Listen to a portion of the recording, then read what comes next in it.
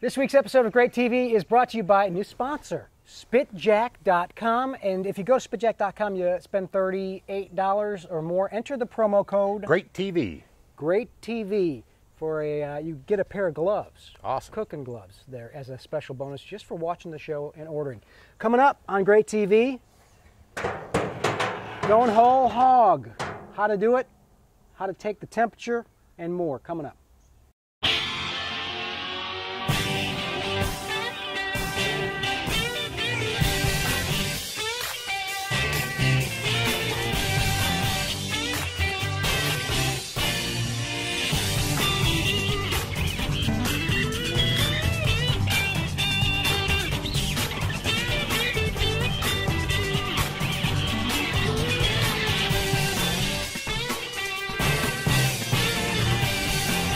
From the birthplace of American barbecue, Mount Pleasant, South Carolina, actually at Point Hope United Methodist Church, as we're doing a whole hog cooking.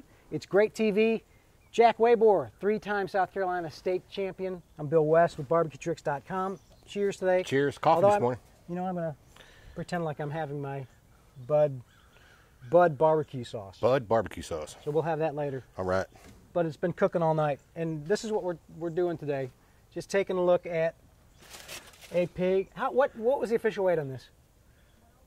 105 pound. I bet it was before the head was taken off. One never knows. So how does it look, Jack?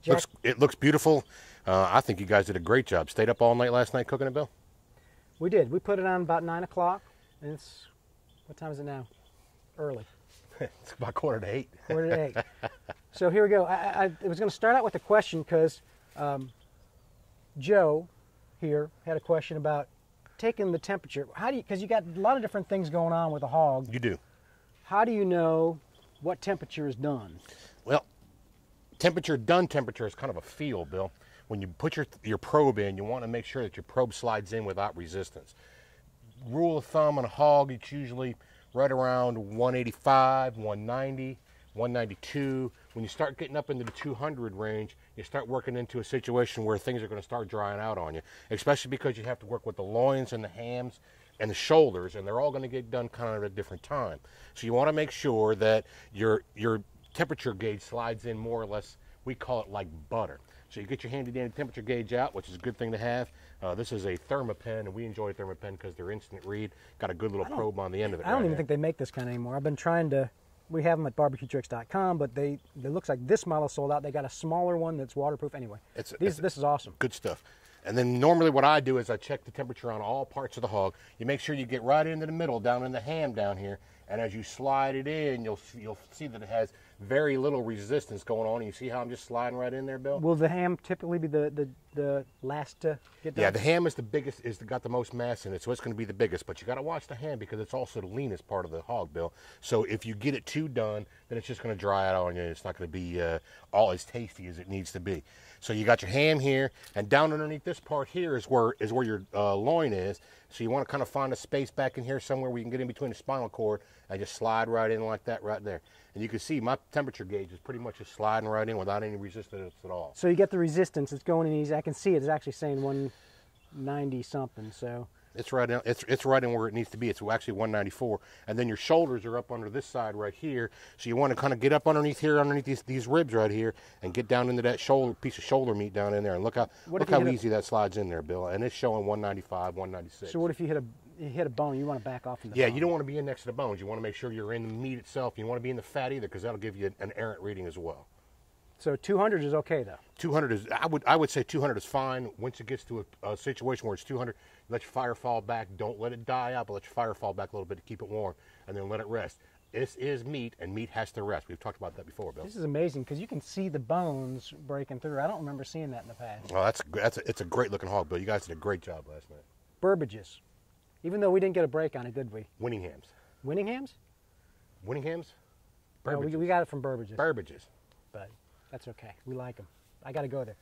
Burbages is a cool place. All right, so that's where we'll talk about this a little bit more.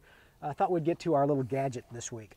Gadgets? Gadget, which is not really, it's more of a goodie rather than a gadget, but I used it last night and I thought, I've seen people use it. our legendary charcoal fail episode where I couldn't get the charcoal lit. Well, this is the solution to that. That'll keep us Weber's from happening.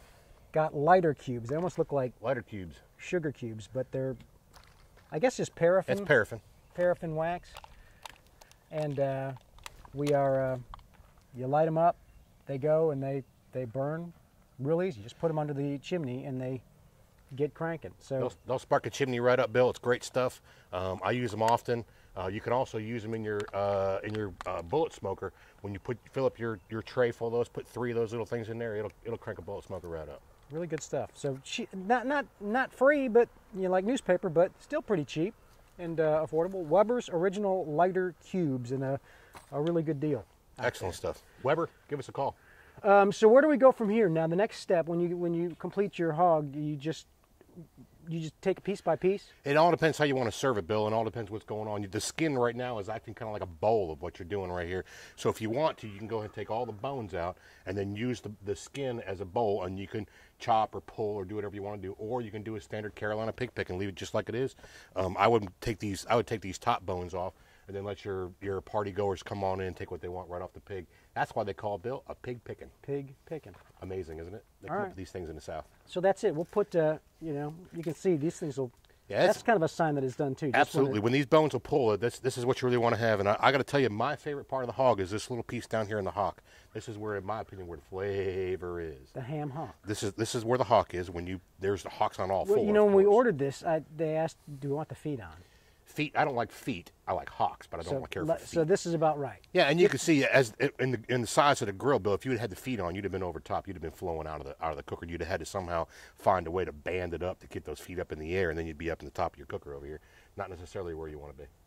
And we did everything pretty much with the Waiboer method, except for we didn't take the crown of spine off. Didn't seem to bother you too much. It seems like it's pretty well done. I figured since we weren't doing it for competition, just for kind of backyard cooking, it was okay. This is a fine-looking piece of animal right here. I'm looking forward to digging in a little later on. All right, we'll do some work on it, and till next week, we'll skip the secret ingredient and come up with something. Just the ingredient is a whole pig this week. Pig, and of course the Budweiser barbecue sauce. Everybody needs a little bit of that. Check out our website. It's easy to do. Either barbecuetricks.com or carolinapitmasters.com. Sure, Carolina Pitmasters is a great place to be. We teach whole hog cooking in our class. And we encourage you to send us great plate pictures of whatever you cook. We'll send up one of this.